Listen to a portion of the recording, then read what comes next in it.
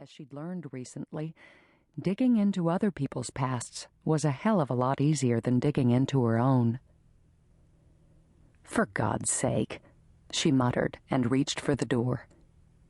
She was a little disgusted with herself for being such a wimp and a weenie, and she squelched her apprehension under the heavy fist of her strong will. Nothing was going to happen that she did not want to happen. She was in control, as always. The heavy thump of the jukebox and the smell of hops and tobacco assaulted her as she stepped inside. The door shut behind her, and she paused to let her eyes adjust to the dim light.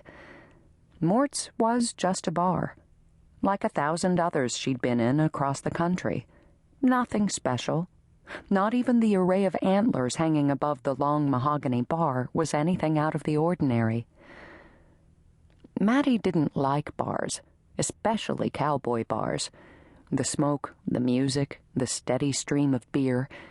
She didn't particularly care for cowboys either.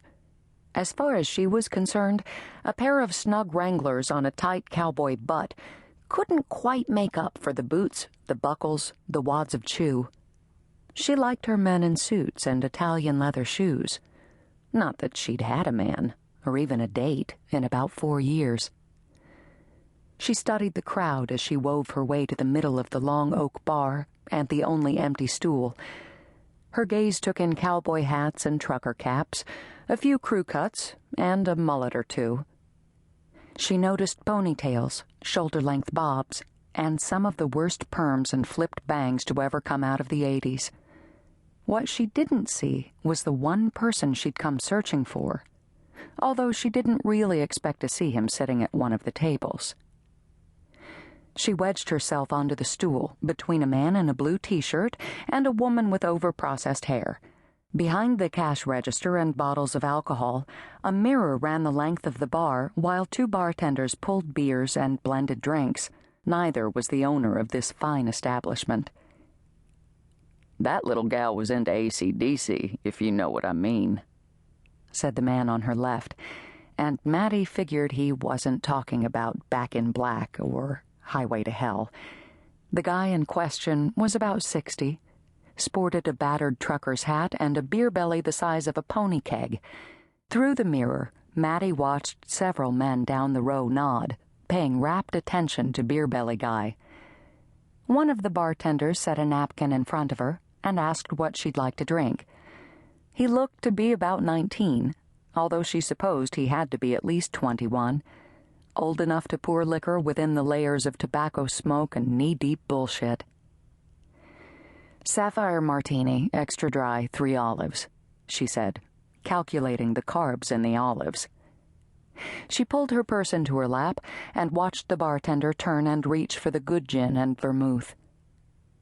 "I told that little gal she could keep her girlfriend, so long as she brought her over once in a while," the guy on her left added. "Damn right. That's what I'm talking about." Then again, this was small-town Idaho, where things like liquor laws were sometimes overlooked, and some people considered a good bullshit story a form of literature. Maddie rolled her eyes and bit her lip to keep her comments to herself. She had a habit of saying what she thought. She didn't necessarily consider it a bad habit, but not everyone appreciated it. Through the mirror, her gaze moved up, then down the bar, searching for the owner. Not that she thought she'd see him plopped down on a stool any more than sitting at a table. When she'd called the other bar he owned in town, she'd been told that he would be here tonight, and she figured he was probably in his office examining his books, or, if he was like his father, the inner thigh of a barmaid. "I pay for everything," the woman on Maddie's opposite side wailed to her friend. "I even bought my own birthday card and had J.W. sign it, thinking he'd feel bad and get the hint." "Oh, geez," Maddie couldn't help but mutter, and looked at the woman through the mirror. Between the bottles of Absolute and Sky vodka, she could make out big blonde hair falling to chubby shoulders and breasts spilling out of a red tank top with rhinestones on it. "He didn't feel bad at all.